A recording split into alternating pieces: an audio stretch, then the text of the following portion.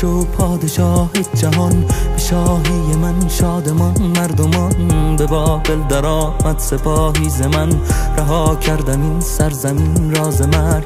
به بابل چو وارد شدم بی نبرد، سپاه من آزار مردم نکرد. من بردهداری برانداختم، به کار ستم دیده پرداختم. کسی را نباشد به کس برتری، برابر بود مسکر و لشکری. پرستش به فرمانم آزاد شد، معابد دگر بار آباد شد.